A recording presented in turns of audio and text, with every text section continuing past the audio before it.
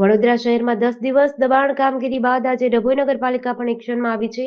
નગરપાલિકાએ દર્ભાવતી બનવાના સંકલ્પ સાથે નગરમાં પુનઃ દબાણો દૂર કરવાની કાર્યવાહી હાથ ધરી છે.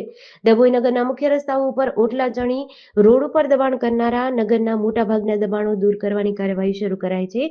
પાલિકા પ્રમુખ બિરેન શાહ, ચીફ ઓફિસર જયકિશન તડવી સહિત કર્મચારીઓ મેદાને ઉતર્યા છે. પોલીસ બંદોબસ્ત સાથે દબાણો દૂર કરાયા. ચીપવાડ રેલવે સ્ટેશન રોડ ટાવરથી વડોદરી ભાગોળ રોડ ઉપર દબાણો દૂર કરવા તાકીદ કરાઈ છે.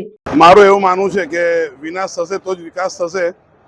એના સૂત્ર સાથે નગરપાલિકાની ટીમ જે સિટી સર્વે સાથે માપણી કરી હતી, ટાવરથી ચીપવાડ બજાર સ્ટેશન રોડ, સ્ટેશનથી વડોદરી ભાગોળને ટાવર ચોક સુધી માપણી થઈ છે. ત્યાં દબાણ હટાવવાની ઝુંબેશ ચાલુ છે.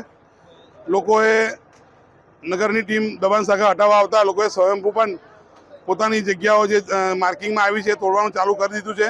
પણ સાથે સાથે નગરપાલિકાની ટીમ પણ જેસીબી અને બ્રેકર મશીનથી તોડવાની કામગીરી ચાલુ છે. મારી નગરજનોને નમ્ર વિનંતી છે કે આમાં સહકાર આપે. જે લોકોએ દબાણ કર્યું છે એમની પર તાત્કાલિક દબાણ દૂર કરવા, જાતે બી દૂર કરતો તો વાંધો નથી, અને નગરપાલિકાની ટીમને સહકાર આપે જેથી કરીને તમારો ધંધો ફૂલે ફાલે અને ડભોઈ નગર દર્ભાવતી તરફ વધી શકે. આજ રોજ ડભોઈ નગરપાલિકા દ્વારા ટાવર ચોકથી લઈ ચીપવાડ બજાર બાજુથી રેલવે રોડ થઈ ને વડોદરી ભાગોળ સુધીના રોડ પરના જે કાયમી કે હંગામી દબાણો છે તે દૂર કરવાની કામગીરી હાથ ધરવામાં આવેલ છે.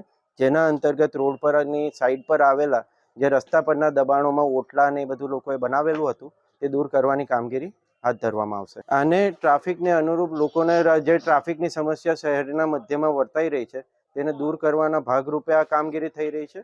શહેરને વિકાસ તરફ લઈ જવા માટે આ તમામ આયોજન કરવું જરૂરી બને છે. જે પ્રકારની આ કાર્યવાહી છે, વિકાસ એ આ સરકારનો પર્યાય બની ચૂક્યો છે. નવા માસ્ટર પ્લાનથી લોકોને સરળતાથી પોતાની સુવિધાઓ મળી રહે અને એ અનુરૂપ આનું આયોજન થાય એ પ્રકારની અમારી પ્રાથમિકતા છે અને એ પ્રમાણે અમે આયોજન કરી રહ્યા છીએ. જેડીસી ન્યૂઝ સાથે નિરંજન ચૌહાણ, ડભોઈ.